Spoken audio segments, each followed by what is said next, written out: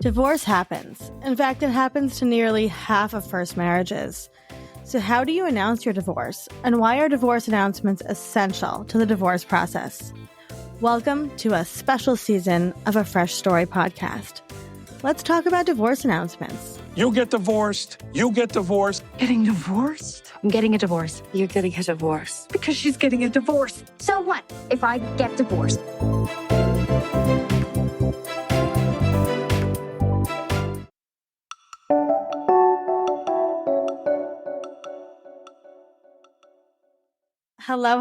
Hello. We're here with Kelly. Kelly, if you could tell us who you are and where you're from and what you do.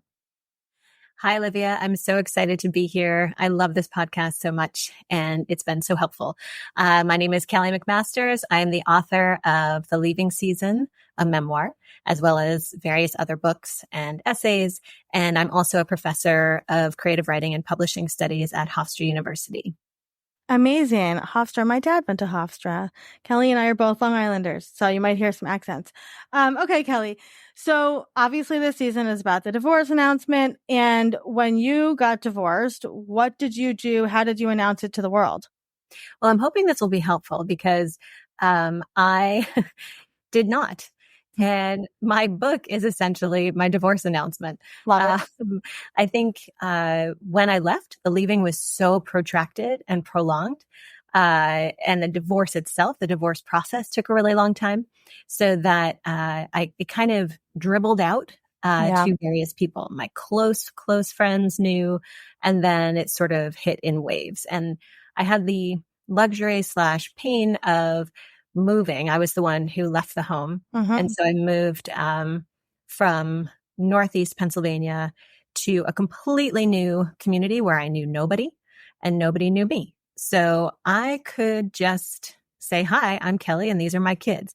And people would assume what they would want to assume, but I didn't have to explain. And when I did finally start spreading the news, I was surprised. I was so nervous, but I was surprised. Usually it would be in person.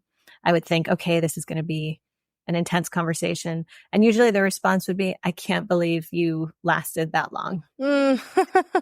Always what you want to hear. So what made you nervous about it? I think myself, I was afraid of admitting failure. I think at that point in my life, very different now on the other side of it. But at that point in my life, it felt like no one else was getting divorced. I was sort of the first of my friends.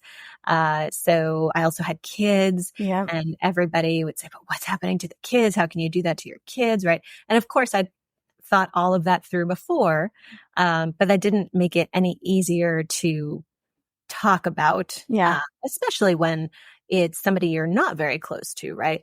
And when you make an announcement like that, you are inviting questions in some ways. So I think some of the most helpful things that I've read have been on your website and through your podcast with the kind of scripts that you give, which I think are so helpful. And I did do that for teachers and things like that. But I wish I'd done that for friends. Yeah. It's tricky because you don't realize how stigmatized divorce is until you go through divorce, right? And it's funny because as you're talking, I'm thinking, well, we talk so openly about I lost my job or somebody died, right? But then when it comes to divorce, as a writer, why do you think divorce is in that category on its own? Oh, for sure. I think it took me probably writing the book the first 2 times before I hit my final revision to understand, for me personally, it's shame. What part is my fault? What part could I have changed? What part should I have seen coming? What part could I have, marriage is such a fantasy, I think. And we have these fairy tales that we believe.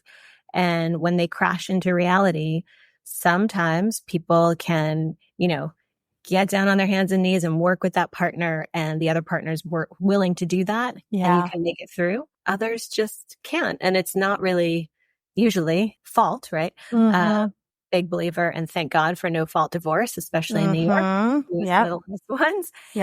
And we have to hold steady to that. But I think the other thing is it shocked me how little I knew and understood about divorce. Yeah. Especially how long it takes. Yeah. And I think in the movies, you know, you like wake up and decide, and then a week later you're divorced. And for me, I read once that you should have your passcodes and your, you know, passwords read something aspirational. Yep. I've seen that. Yep. Right. Like, you know, if you're saving for a holiday, make your bank passcode like Safari 2027. Yep. And so my passcode for a few things for a long time was the first date that the divorce was supposed to go through. Oh my gosh, I love that. A year and a half later. Yeah. Yep. I was still using that passcode. That's so funny, Kelly. And the date doesn't matter, right? The legality part, I think that is another part that gets wrapped up in divorce. It's all about the heart and the brain, and yet so much pressure is put on the legal, and we need to put, you know, put a spotlight on the legal stuff. But just because you sign a piece of paper doesn't mean anything's resolved. Yeah, I so agree with that. And I remember, and I give this advice I get a lot of women who come, you know, I'm sure you do too. And I tell them, you can table the emotional processing until later, because you need to get through the hard shit, get the legal stuff, get that paperwork signed. Then we'll take care of the rest of you, right? It's almost impossible. Probably it is impossible to do it all at one time. You can't heal until that's settled, right? So where did the idea for the book come from, and how long was that after your divorce? Yeah, sure. So I've been working on the book for about 10 years. I'm an essay writer. And so I had started some essays earlier, even when we were still married. Some of those were happening, and I wound up revising them. But it was really in the midst of the leaving. And that's why it's called the leaving season, because I was so confounded by the process that I needed to take to the page, which is where I process, to understand how I got there, what happened, how do I move on in a healthy way.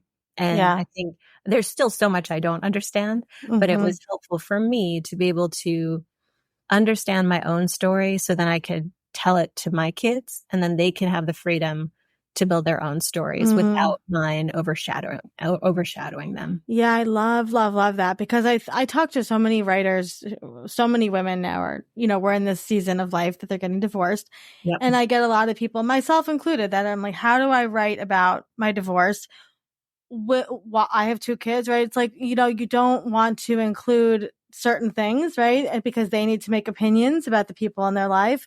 And I kind of joke that you need to be able to write about your divorce without writing about your divorce, right? It has to be like, you know, this thing. Like, and I was just actually today editing an essay that I'd written about right after my second son was born, and the postpartum time with my ex-husband, which was not fun. And I didn't include him in the piece, but it was all about him. Right. Yeah. And so as a writer, that's really tricky. Do you have advice for people who are going to be announcing their divorce, whether it is just a text message or a Facebook post, or a writer, you know, listening to this? What would you say? How do you address that? I would say do what you can to keep it as close to the bone as possible. So you don't have to speak for anyone but yourself. You don't have to speak for your partner that you're breaking up with. You don't have to speak for the kids. The kids are so smart, right? Yes. They also don't need a piece of paper to tell them if their parents are married or not. That does not matter. Spoiler alert for anybody listening. Yeah, they figure it out. They know. And I would say just remain respectful, figure out what's important to you and make sure you're following that as a code of conduct.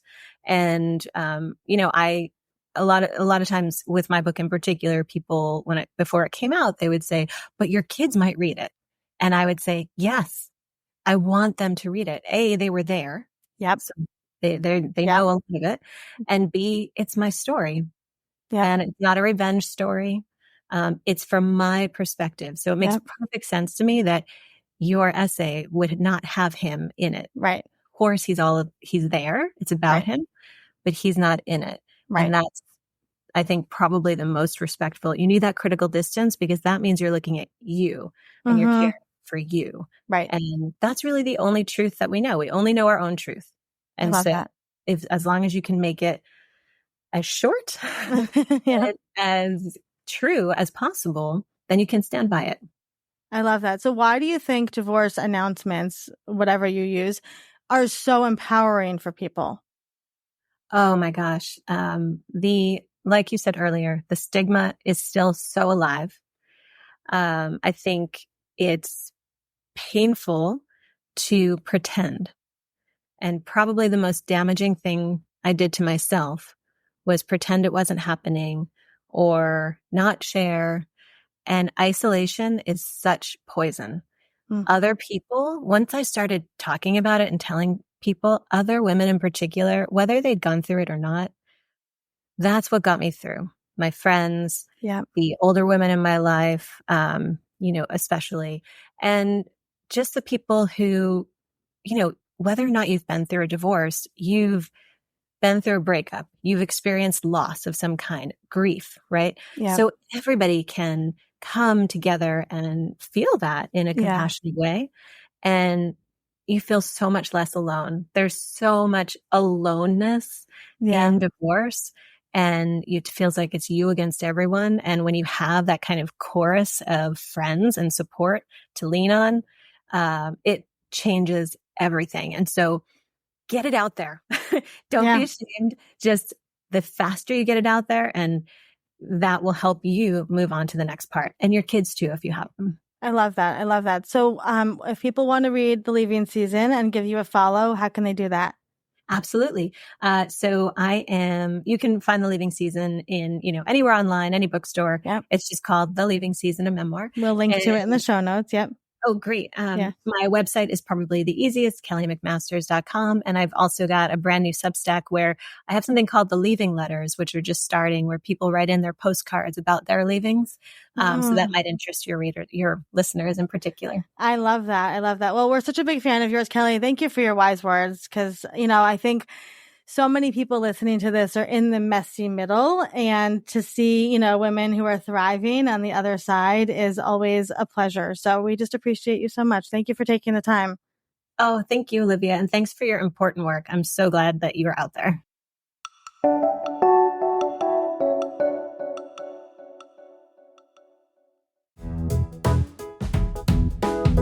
Thank you for listening to today's episode. A Fresh Story podcast is produced by Fresh Starts Registry, the first and only platform for everything you need to begin again, from home items to Hype Team and everything in between. You can learn more and read today's show notes at afreshstory.com.